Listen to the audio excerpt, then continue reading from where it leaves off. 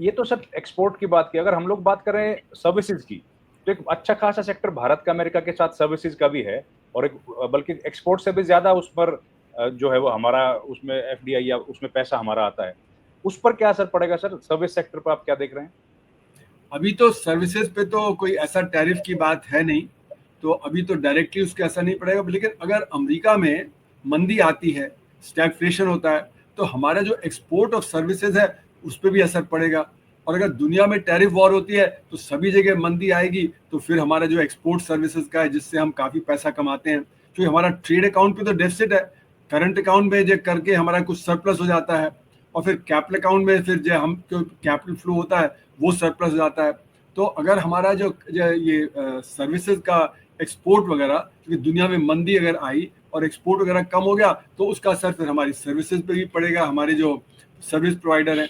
फिर जो हमारे वर्कर वहाँ गए हुए हैं अमेरिका में, है ना, वहाँ पे कोशिश है कि उन वर्कर्स को किसी न किसी तरह वापस भेज दो।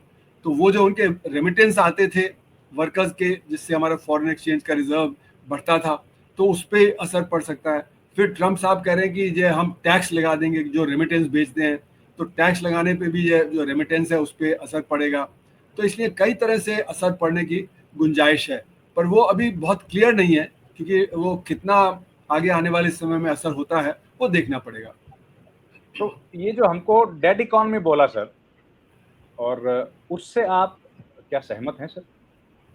ऐसा है कि डेड इकोनॉमी मतलब कि वो ट्रम्प साहब ना ऐसे ही शब्द इस्तेमाल कर लेते हैं, जैसे बोलते हैं ये बहुत अच्छा दोस्त है मेरा, है ना, और फिर तुरंत उसके बाद जो है आपके ऊपर टैरिफ लगा देते हैं। हाँ, तो बहुत अच्छा दोस्त का मतलब कुछ है नहीं, है ना, वो मतलब जो उनके दिमाग में है वो कुछ और है, और वो बस एक बात कह देते हैं कि वो तो पुतिन को भी बहुत प्रेज करते हैं, अब पुतिन पे जब प्रेशर डाल रहे हैं, है ना, तो जो जिसको वो अच्छा दोस्त भी कह रहे थे उसके ऊपर अब वो मेहरबान हो रहे हैं, है ना, तो इसलिए वो कोई मतलब नहीं है उसका। तो डेड इकोनॉमी कहने से मतलब कि उनका कि भाई आपकी अर्थव्यवस्था बहुत अच्छा नहीं कर रही है। डेड का मतलब ये नहीं कि एकदम धराशायी है, पर अच्छा नहीं कर रही। अच्छा, अब ये बात है कि अगर आप देखें तो हमारे देश में काफ़ी उथल पुथल तो है, कृषि में लोग खुश नहीं है, वर्कर खुश नहीं है, असंगठित क्षेत्र में परेशानी है, हमारे जो स्मॉल और माइक्रो सेक्टर है उसमें परेशानी है ना। तो हमारे यहाँ देश में बहुत बड़ा तबका तो परेशानी में है, क्योंकि उनकी आमदनी बढ़ नहीं रही या कम हो रही है। अब कृषक कह रहा है कि भाई खेती तो घाटे का सौदा है ना, तो इसलिए वो 40% कृषक तो 2004 के सर्वे में ही बोल रहे थे कि हम लोग कृषि छोड़ना चाहते हैं। कृषक अपने बच्चे को किसी सर्विस जॉब में कहीं बाहर शहर में भेजना चाहता है कि वो वहाँ चला जाए। वो जो नौजवान है वो वहाँ पे कृषि में काम नहीं करना चाहते। उसी तरह असंगठित क्षेत्र है, असंगठित क्षेत्र को पहले नोटबंदी ने धराशायी कर दिया, फिर उसके बाद जो जीएसटी, जो गलत तरह का जीएसटी हमने लगा दिया, उसने कर दिया। फिर उसके अगले साल एनबीएफसी क्राइसिस आ गया, उसके बाद 2020 में पैंडेमिक में सडन लॉकडाउन हुआ, तो 4 बड़े धक्के लगे हैं। तो हमारा जो असंगठित क्षेत्र है वो गिरावट पे है। तो हमारी जो अर्थव्यवस्था है वो 6.5% पे नहीं बढ़ रही, वो 2% एवरेज से ज़्यादा पे नहीं बढ़ रही है। तो क्योंकि हमारा जो डेटा आता है वो संगठित क्षेत्र का डेटा आता है, हम असंगठित क्षेत्र के डेटा जो गिरावट पे है उसको भी मान लेते हैं कि वो भी बढ़ रहा है उसी तरह जैसे संगठित क्षेत्र। तो असंगठित क्षेत्र तो गिरावट पे है, संगठित क्षेत्र बढ़ रहा है। डेटा संगठित क्षेत्र का आता है, उसी के आधार पे हम कैलकुलेट करते हैं। तो ये तो आप देखिए, जैसे कि एग्रीकल्चर के बाद ट्रेड दूसरा सबसे बड़ा सेक्टर है एम्प्लॉयमेंट के लिहाज से।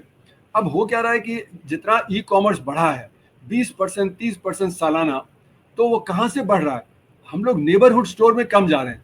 तो जो हमारे बगल के स्टोर हैं, है ना, उसमें जो वहाँ पे जो डिमांड कम हो गई तो वहाँ पे एम्प्लॉयमेंट कम हो गया। और जो ई कॉमर्स जो बहुत ही मैकेनाइज्ड होता है, तो वहाँ पे इतने जो लेबर की जरूरत नहीं पड़ती। तो ट्रेड सेक्टर में भी जो एम्प्लॉयमेंट कम हो रहा है, वहाँ पे भी गिरावट है। फिर उसी तरह आप देखिए लेदर गुड सेक्टर है, उसमें भी असंगठित क्षेत्र में गिरावट है, संगठित क्षेत्र आगे बढ़ रहा है। फिर एफएमसीजी सेक्टर हो गया, उसी तरह बाकी और कई सारे सेक्टर जैसे लगेज इंडस्ट्री। तो वीआईपी जो लगेज वाले सबसे बड़े हैं, वो अब टीवी पे इंटरव्यू दे रहे थे कि हम लोग खुश हैं, हमारा जब प्रोग्रेस हो रहा है, असंगठित क्षेत्र गिरावट पे है। तो जगह जगह से खबर आ रही कि असंगठित क्षेत्र गिरावट है, और वहीं पे 94% लोग काम करते हैं। इसीलिए हमारे बेरोजगारी बढ़ रही है। अगर हमारे यहाँ जो 6.5% की ग्रोथ होती असंगठित क्षेत्र में, तो जो खूब पैदा होता हमारे यहाँ काम, लेकिन काम पैदा नहीं हो रहा। इसीलिए जो बेरोजगारी, खासकर महिलाओं की बेरोजगारी, शिक्षित नौजवानों की बेरोजगारी, जो 15 से 29 साल के बच्चे हैं उनको काम नहीं मिल रहा है, या काम उनको वो नहीं मिल रहा जो डिग्री के लायक है। तो जो जो पियोन की नौकरी के लिए जो पीएचडी भी अप्लाई कर रहे हैं, बीटेक एमटेक भी अप्लाई कर रहे हैं, और जो रेलवे की जो ग्रेड सी ग्रेड डी की नौकरी है उसमें भी बहुत से स्किल्ड लोग अप्लाई कर रहे हैं। एनडीटीवी ने तो 2016-17 में दिखाया था कि एमबीए वाले बच्चे नाली साफ कर रहे हैं क्योंकि वो टेस्ट दे रहे हैं सफाई कर्मचारी का। तो आदमी मतलब एमटेक बीटेक कर लेता है इसलिए नहीं कि वो पियोन की नौकरी काम करेगा या वो झाड़ू लगाएगा। तो वो हताशा निराशा बहुत है समाज में। तो इसलिए हमारी अर्थव्यवस्था में 1.5-2-2.5% से ज़्यादा की ग्रोथ नहीं है। तो इसलिए हम उसको ये नहीं कह सकते कि डेड है, लेकिन परेशानी बहुत तरह की है। जी, आखिरी 2 सवाल सर। बेरोजगारी का आलम जो है उसको आपको लग रहा है कहीं रुकने की संभावना है, रोजगार लोगों को मिलेगा? और दूसरा सवाल सर, अगर आप साथ जवाब देना चाहें, इन सब के लिए क्या सरकार की नीतियां भी कहीं जिम्मेदार हैं, नीतियों में कमी है? देखिए, पूरा ये सरकार की नीतियों पे ही निर्भर करता है। जो हमारा सिस्टम है, मतलब बेरोजगारी सिस्टम से आती है। अगर आप सारा का सारा इन्वेस्टमेंट संगठित क्षेत्र में कर देंगे जो बहुत ही हाईली ऑटोमेटेड है और मैकेनाइज्ड है, तो फिर असंगठित क्षेत्र में इन्वेस्टमेंट नहीं होगा तो वहां पे गिरावट होगी। आप नोटबंदी कर देंगे तो असंगठित क्षेत्र में गिरावट होगी। आपने जो गलत जीएसटी लगा दिया, स्ट्रक्चरली गलत है, तो वो जो है उसका असर है। फिर आपके बजट में आप देख लें, जितना भी कैपिटल इन्वेस्टमेंट है सारा कैपिटल इंटेंसिव सेक्टर में जा रहा है। बड़े बड़े हाईवेज, बड़े बड़े फ्रेट कॉरिडोर, इन सब में, पावर सेक्टर, आईटी सेक्टर में, इनमें रोजगार पैदा नहीं होता।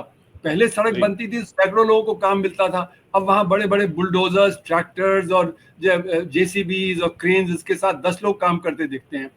तो हमारा सारा जो इन्वेस्टमेंट है वो सारा कैपिटल इंटेंसिव सेक्टर में जा रहा है, जहां पे कि कैपिटल इस्तेमाल होता है ना कि वर्कर।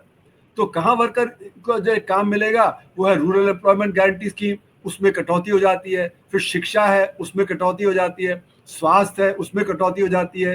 रूरल डेवलपमेंट में कटौती कर देते हैं, एग्रीकल्चर डेवलपमेंट में कटौती कर देते हैं। तो ये जो लेबर इंटेंसिव सेक्टर्स हैं उन्हीं में कटौती हो जाती है। और फिर गलत नीति की आपने नोटबंदी वगैरह कर दिया, फिर आप डिजिटाइजेशन कर रहे हैं, आप कह रहे हैं कि हम असंगठित क्षेत्र को संगठित बना देंगे। जो माइक्रो सेक्टर है जिसमें 11.5 करोड़ लोग काम करते हैं, एवरेज उसका एम्प्लॉयमेंट 1.7 है, वो कभी ऑर्गेनाइज हो ही नहीं सकता। जो किसान 1.5 एकड़, 2 एकड़, आधा एकड़ कमाता है, वो कैसे संगठित होगा? आप उसी पे जब प्रहार कर रहे हैं। तो ये जो हमारी सरकार की नीति है कि हम असंगठित को संगठित कर देंगे, वही एक गलत नीति है। और हमारा जो इन्वेस्टमेंट पैटर्न है वो बदलना चाहिए।